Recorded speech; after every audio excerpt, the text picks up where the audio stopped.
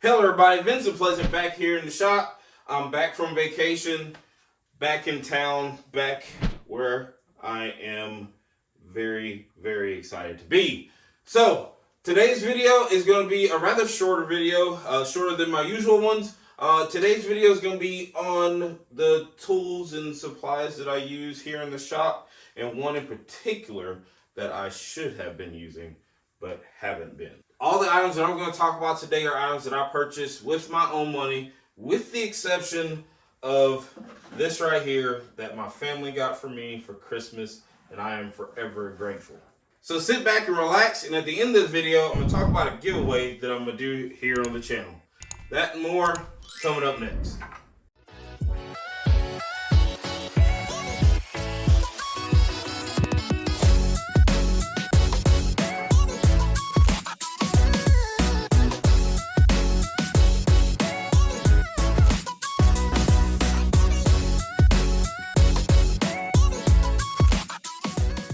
Alright, as I said a moment ago, one thing that I should have been using and I haven't been using is a mask. I apologize wholeheartedly for every person that has ever watched any of my videos. As a beginner woodworker, one thing that some of us, including myself, don't completely realize and think about, that we should think about, is safety. Safety for others, safety for ourselves. Me here, I work in my garage. I have a air purifier up here, dust collector. But one thing that I don't use on a regular basis is a mask. There's absolutely no excuse for it. I know I should be using a mask. I haven't been.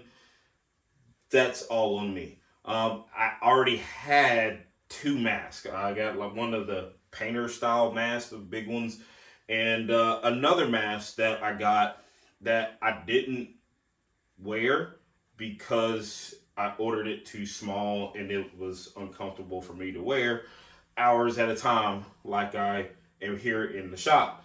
So what did I do? I went and got another one, the proper size. I got this mask here, and everything that I'm going to talk about today is something that I've purchased myself. This video is not sponsored in any way by anyone.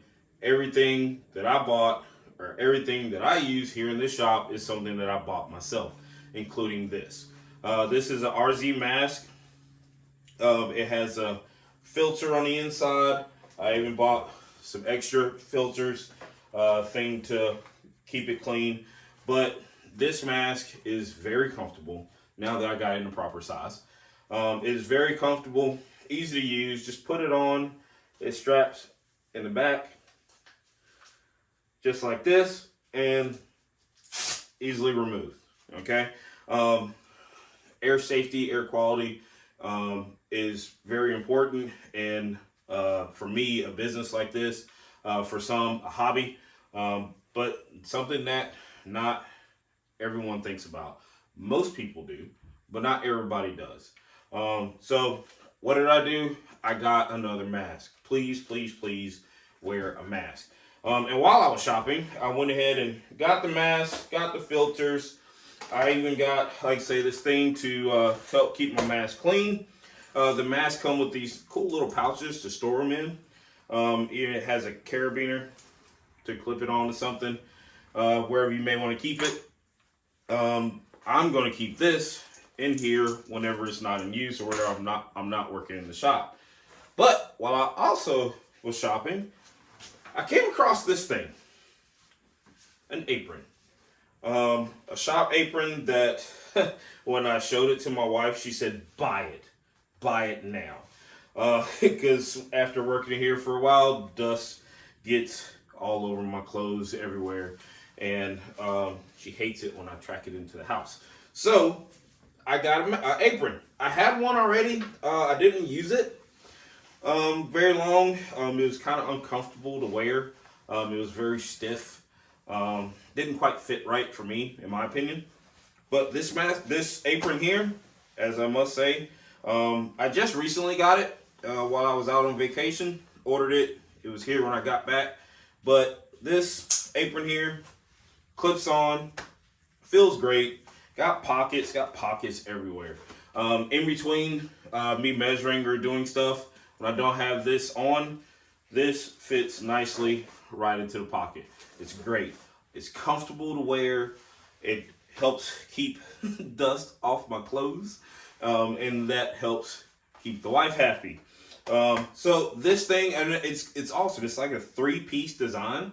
I wear it as a full apron. You can take the bottom part off and use this strap to this belt and use it as just a little thing to store tools if you're a carpenter or something like that. Or you can even take the bottom part completely off and just wear a top apron. It has options. I love this thing. It's from RZ. It comes like I say, it's a 3-in-1 shop apron. It comes like this. But like I say, this video is not sponsored by RZ or anybody at all. I bought this with my own money, and I absolutely love it. I'm going to be wearing this on a regular basis. I'm going to be wearing this on a regular basis, and if I fail to do so, hold me accountable. So that's item number 1, 1 in 1A, 1B, 1C, something like that, that I use here and should have been using here in the shop. All right, next up in the list of things that I use here in my shop as a beginner woodworker that I recommend to other woodworkers are these things right here. These are little craft teepees. I got them off Amazon. I use them all the time where I'm applying finish to things. My cutting boards, my coasters, other little things that I use that I apply finish on, and I don't want it to either leave it on the bench or leave it on a towel or something like that may leave smudges or any type of marks, make the finish uneven. I use these. They're great. Things just sit right on top. They can dry, cure, finish without any issue. To go along with the TPs, as far as holding your stuff in place, I use these. These are Rockler bench cookies. I use them all the time. As you can see, they're beaten, battered, and smudged. But I use these all the time. They're great for holding projects and boards and stuff in place. As I'm sanding, you don't want your project to be moving around or anything like that. As you're sanding, may cause some uneven sanding. But that's what I use these for. Then also, with these, I bought some risers that go with it. They just screw in. I use T-Track here in my bench. And with these cookies, they just slide in. You spin them around. They tighten down to your bench. They're not going anywhere. I use these a lot, like I say, when I'm sanding. Kind of raise your project up a little bit. Makes it a little bit more comfortable for those long sanding sessions. And I also use them for when I'm cutting boards to length, when I'm doing a batch of charcuterie boards with all wood or whatever. I cut them with my jigsaw, and if I'm doing some template work, and I'm doing a rough cut because I don't have a bandsaw, I rough cut with my jigsaw. It's great for holding it in place and off the bench so I can safely use that saw. Now, I will say, you can cut through these if for some reason, like I did, and wasn't paying attention when I was using my jigsaw and cut a bite out of the cookie. But these items, these cookies, these TPs, they are great solutions for holding projects still and raising things up so that when finish is drying, you have no issues. I believe Rockler makes something similar to the TPs that go right on here. I didn't buy them because I already had these. But 2 great ideas for finishing and for holding your projects in place.